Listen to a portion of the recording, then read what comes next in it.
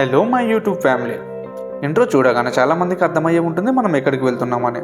అదే ఏడుపాయల వనదుర్గ భవని టెంపుల్కి. Early morning 8:30కి అయితే బయలుదేరడం అయితే జరిగింది. ఎలా అంటే నేను బాలనగర్ నుంచి స్టార్ట్ అయ్యాను. అక్కడ నుంచి గండిమైసమ్మ, నర్సాపూర్ నుండి కోడిపల్లి, పోల్చారం, నాగసాన్పల్లి, పాపన్నపేట మీదుగా దేవాలయానికి అయితే వెళ్ళాను. ఈ దేవాలయం అయితే పాపన్నపేట విలేజ్లో అయితే ఉండడం అయితే జరిగింది. ఇంకా ఎర్లీ మార్నింగ్ స్టార్ట్ అవడం వలన చాలా ప్లేసెస్ అయితే పూర్తిగా చూడవచ్చు. అండ్ దారిలో వెళ్తుంటే ఇక్కడైతే నాకు కొన్ని కోతులు అయితే కనిపించాయి. ఈ కోతులకు అరటిపళ్ళు తినే ఎలాంటి ఆహారం పదార్థాలు కూడా ఇవ్వకూడదని ఇక్కడ బోర్డులు అయితే పెట్టారు. ఎందుకంటే కోతులకు ఆహారం ఇవ్వడం వలన కోతులు రోడ్డు మీదకి వస్తే యాక్సిడెంట్ అయ్యే ఛాన్సెస్ ఎక్కువ ఉన్నాయి. దానివలన కోతులకు ఎలాంటి ఫుడ్ ఐటమ్స్ ఇవ్వకూడదని బోర్డులు అయితే పెట్టడం అయితే జరిగింది. ఈ పచ్చని పొలాలు, ఈ కాలువలు చూసుకుంటూ అలా టెంపుల్ దగ్గరికి అయితే వెళ్ళాను. ఈ టెంపుల్ చూసినప్పుడు చాలామందిని అయితే అడిగాను ఈ యొక్క టెంపుల్ చరిత్ర గురించి, మరియు కొంత గూగుల్ చేసి నేనైతే కొంత సమాచారాన్ని అయితే సేకరించడం అయితే జరిగింది. ఇప్పుడు ఈ యొక్క టెంపుల్ యొక్క చరిత్రను అయితే మనమైతే తెలుసుకుందాం. ఈ టెంపుల్ యొక్క చరిత్ర మీకు తెలియాలంటే ఇద్దరు వ్యక్తుల గురించి అయితే తెలుసుకోవాలి.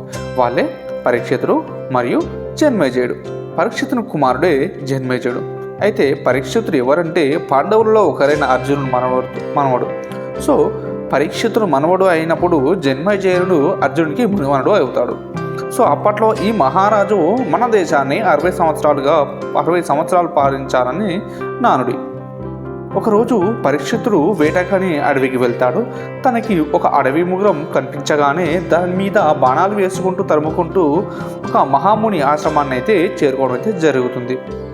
అక్కడ ఆ ముని తపస్సు చేసుకోవడం చూసి ఆ మునిని అడుగుతాడు, ఇటువైపు ఏదైనా మృగం పరిగెత్తుకొని రావడం చూసావా అని.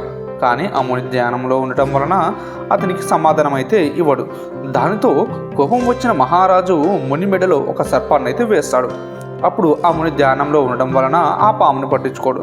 కొంత సమయానికి ముని యొక్క కుమారుడైన శృంగి అక్కడికి వస్తాడు. ఆగ్రహించిన శృంగి ముని మెడలోని పామును తీసి ఎవరైతే ఈ పాముని మెడలో వేశారో అదే పాము కాటుతో మరో 7 రోజులలో చనిపోవాలని శాపం ఇస్తాడు. అదేవిధంగా పరీక్షిత్ మహారాజు సర్పరాజు కాటుకు గురై ప్రాణాలు కోల్పోతాడు. రాజు కొడుకు జన్మేజయుడు తండ్రి మరణానికి కారణమైన సర్పజాతి సంతతిని సమూలంగా అంతమొందించాలని సర్పయాగం తలపెట్టాడు. యజ్ఞగుండాలను నిర్మింపజేసి జమనగ్ని, ఆత్రి, కశ్యపి, విశ్వామిత్ర, వశిష్ఠ, గౌతమి, భరద్వాజ వంటి 7 ఋషులతో ఈ యాగం నిర్వహిస్తాడు. యజ్ఞ ఫలితంగా సర్పాలన్నీ వచ్చి అగ్నిలో పడడం అయితే జరుగుతుంది. సర్పజాతి సమూలంగా అంతమవుతుంది అనే భయాందనంతో నాగుల తల్లి దేవతలను వేడుకోవడం అయితే జరుగుతుంది. నాగులను పుణ్యలోకాలు గతులు ప్రాప్తించేందుకు గరుత్మంతుడు పాతాళ లోకంలోని భోగవతి నదిని భూమిపైకైతే తీసుకొని వస్తాడు. యజ్ఞస్థలికి చేరుకోగానే భోగవతి నది 7 పాయలుగా చీలి ప్రవహించిందట. సర్పయజ్ఞ గుండాలను ముంచుతూ ఒక పాయ రాతి గుహలో వెలిసిన దుర్గామాత పాదాలను తాకుతూ గోదావరిలో కలిసిందట.